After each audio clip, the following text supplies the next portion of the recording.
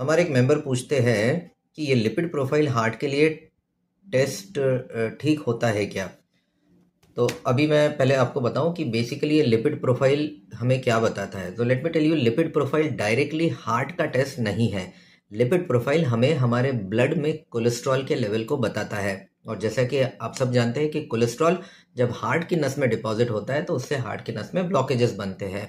तो अगर आपके ब्लड में कोलेस्ट्रॉल लेवल ज़्यादा है तो इस बात की चांसेस ज़्यादा होगी कि हार्ट की नसों में भी ज़्यादा कोलेस्ट्रॉल पहुंचेगा और वहाँ ब्लॉकेज बनने के चांसेस ज़्यादा होगा। ये डायरेक्टली हमें हार्ट के अंदर क्या प्रॉब्लम शुरू है या हार्ट की नसों में कोई ब्लॉकेज है या नहीं, ये हमें ब्लड के लिपिड प्रोफाइल वाले रिपोर्ट से पता नहीं चलता है। ये एक इनडायरेक्ट टेस्ट है या हार्ट की नस में क्या हो सकता है ये एक जानने का इनडायरेक्ट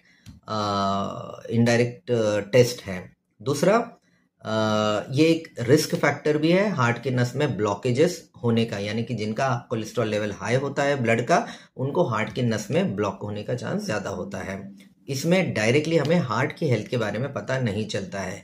हार्ट की हेल्थ के लिए कौन से डायरेक्ट टेस्ट होते हैं? उसके लिए होता है ईसीजी, 2D एको, ट्रेडमिल टेस्ट, एंजियोग्राफी। ये सारी जो टेस्ट है ये हमें डायरेक्टली हार्ट की क्या कंडीशन है ये बताते हैं।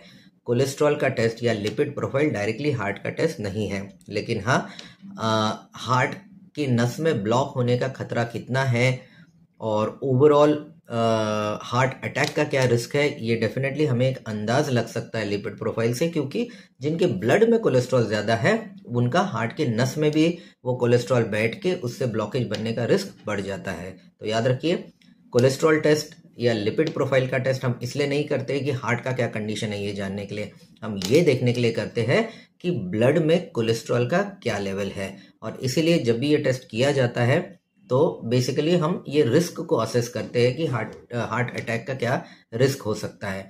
डायरेक्टली हार्ट को जानने के लिए कोलेस्ट्रॉल या लिपिड प्रोफाइल का टेस्ट है ही नहीं।